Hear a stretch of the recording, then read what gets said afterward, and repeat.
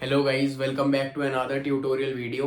आज की वीडियो में हम सीखेंगे हमारे इंडियन क्लासिकल म्यूजिक के कुछ 5 ऐसे इम्पोर्टेंट थाट्स को। अब जिनको नहीं पता है थाट क्या होता है, मैं उनको भी अच्छे से समझाऊंगा। और आज की वीडियो में हम ये भी देखेंगे कि थाट और राग इन दोनों में डिफरेंस क्या होता है। सबसे पहले आते हैं थाट चीज़ क्या है। बेसिकली जैसे हम मेजर स्केल बजाते हैं, माइनर स्केल बजाते हैं, तो जिनको वो भी नहीं पता मेजर माइनर स्केल क्या होता है, तो बेसिकली मैं बताऊं इन इजी वर्ड्स। तो हम जो ये नोट्स प्ले करते हैं, तो ऐसे नोट्स को अलग अलग ऑर्डर में सजाया जाता है, और उस ऑर्डर को हम थाट बोलते हैं। अब सेकंड चीज पे आते हैं कि थाट और राग इन दोनों में डिफरेंस क्या होता है। तो थाट बेसिकली चीज क्या है, थाट एक सेट ऑफ नोट्स है कि मैं सा गाऊंगा, फिर रे गाऊंगा, फिर गा गाऊंगा, फिर मा गाऊंगा। तो ये चल रहा है। अब इसको हम किसी भी ऑर्डर में गा सकते हैं, गा गाऊ पहले, फिर सा गाऊ, फिर मा गाऊ, ये किसी भी ऑर्डर में चले तो ये थाट के अंदर ही आएगा। और राग क्या होता है, राग में होते सेट ऑफ नोट्स ही है, बट उनका जो चलन है, मतलब किसके बाद क्या आएगा, कुछ कुछ फ्रेजेस होते हैं, वो सब जैसे जितने भी राग होते हैं उन सब के कुछ रूल्स हम मेंटेन करके बजाते हैं। मेन मेन राग के कुछ फ्रेजेस होते हैं।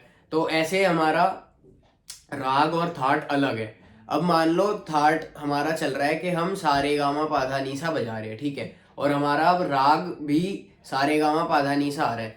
तो सारे गामा पाधा नीसा हम राग में क्या कर सकते हैं, हम बोलेंगे कि सारे गा, जो ये फ्रेज है सारे गा, ये हमेशा सेम ही आएगा। अब हम भले माँ से चालू करें, माँ पाधा, फिर सारे गा, अगर सा लगा रहे हैं तो सारे गा वो तीनों बजाना पड़ेगा साथ में। तो ऐसे हमारा कोई एक राग स्पेसिफिक होता है। तो ऐसे होता है कि थाट है, थाट के अंदर बहुत सारे राग आते हैं जो कि सेम नोट्स यूज कर रहे हैं, बट उनका चलन जो है, मतलब जो नोट्स को यूज किया गया है वो अलग होता है। तो ये थाट और राग का डिफरेंस है। थाट को जानने से पहले हम जानेंगे कि जो हम नोट्स यूज करते हैं उनके नाम क्या क्या होते हैं। ये मैंने पहले भी वीडियो में कवर किया हुआ है, बट बिकॉज ये वाली वीडियो मैं बना रहा हूँ तो इसमें भी बहुत इंपॉर्टेंट चीज है, तो मैं सबको बताऊंगा कि कैसे हमारे नोट्स को नेम किया गया है। तो सबसे पहले आते हैं जो हमारा सा होता है।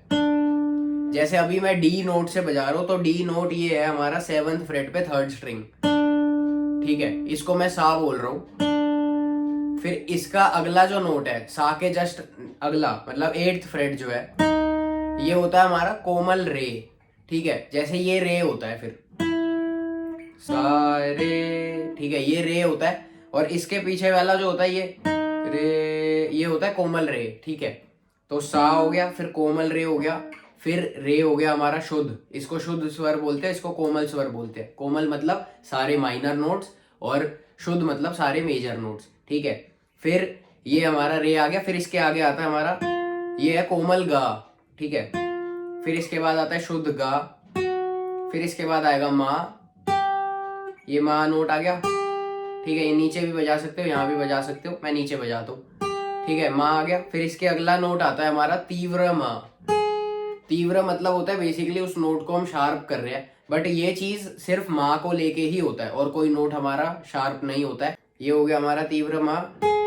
फिर इसके आगे आता है हमारा पा। फिर इसके आगे आता है हमारा कोमल धा। फिर हमारा नीचे आएगा शुद्ध धा। फिर इसके बाद आएगा हमारा कोमल नी। फिर इसके आगे आएगा शुद्ध नी।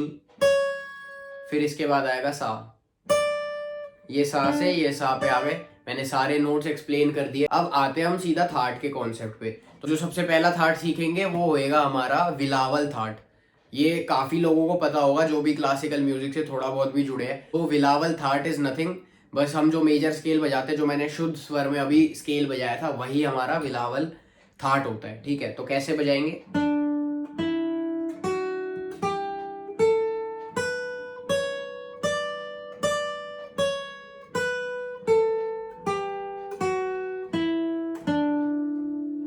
ठीक है, ये हो गया हमारा विलावल थाट। अब दूसरे थाट पे आते हैं जो जिसमें हमारा राग यमन बेस्ड है। यमन कौन से थाट का है, यमन है हमारे कल्याण थाट का। ये जो भी चीजें मैं बोल रहा हूँ, अगर ये आपको नहीं समझ आ रही है तो इस चैनल से जुड़े रहिए। इसमें मैं क्लासिकल म्यूजिक को एक्सप्लेन कर रहा हूँ गिटार के फॉर्म में, कि कैसे आप गिटार पे क्लासिकल म्यूजिक बजाना सीख सकते हो। अब जो दूसरा थाट सीखेंगे वो होएगा हमारा थाट कल्याण, ठीक है। अब कल्याण थाट में क्या होता है मैं बजा के बताता हूँ। जैसे हम सारे शुद्ध बजा रहे हैं तो इसमें भी सारे शुद्ध बजाएंगे, लेकिन एक ट्विस्ट है।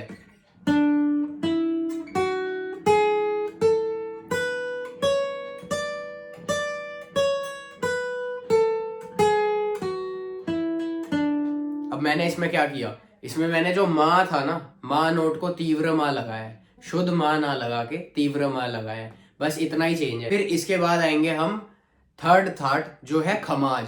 ठीक है, खमाज में क्या होता है, जितने भी नोट्स लगा रहे हैं वो सारे शुद्ध लगेंगे, लेकिन जो नी है, नी हमारा कोमल लगेगा। कैसे बजाना है बजा के बता दो।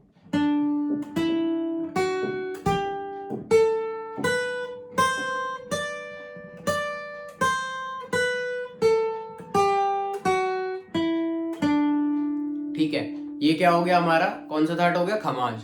ठीक है, थर्ड थाट खमाज, इसमें क्या था, नी कोमल। फिर इसके बाद हम फोर्थ थाट पे आएंगे जिसको हम बोलते हैं काफी। अब काफी थाट में क्या होता है, हम गा नोट को और नी नोट को हम कोमल लगाते हैं। अब कैसे बजाना है बजा के दिखाता हूं।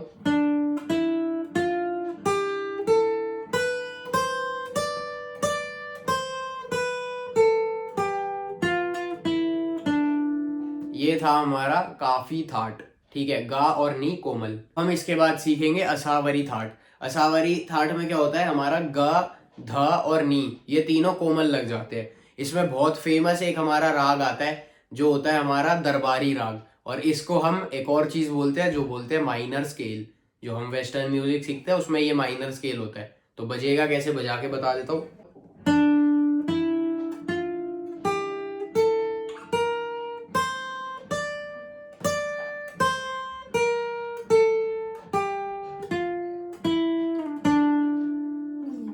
ये हो गया हमारा असावरी थाट।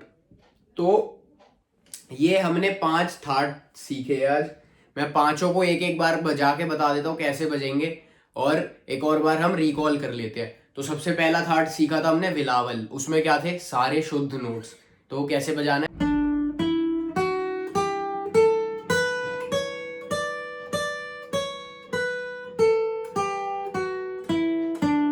ठीक है। ये हो गया हमारा विलावल थाट। सेकंड पे चलते हैं फटाफट। सेकंड था हमारा कल्याण थाट। कल्याण थाट में क्या होता है, माँ तीव्र हो जाता है। तो कैसे बजेगा,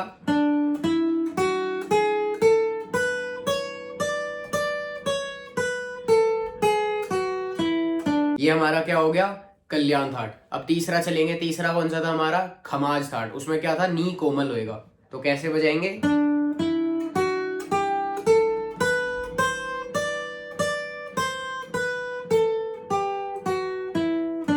ठीक है। ये हो गया हमारा खमाज थाट। फिर हमने फोर्थ पे सीखा था काफी। काफी में होता है हमारा ग और नी कोमल। तो कैसे बजेगा,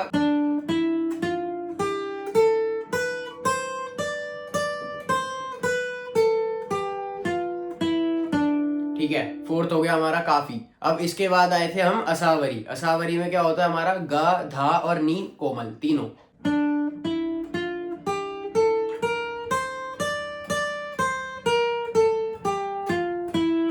सो ये 5 थाट तो आपने सीख लिए जो हमारे क्लासिकल म्यूजिक में बहुत इंपॉर्टेंट है। अब हम चलते हैं कि ये जो थाट हमने सीखे हैं वो हमारे लिए इंपॉर्टेंट क्यों है।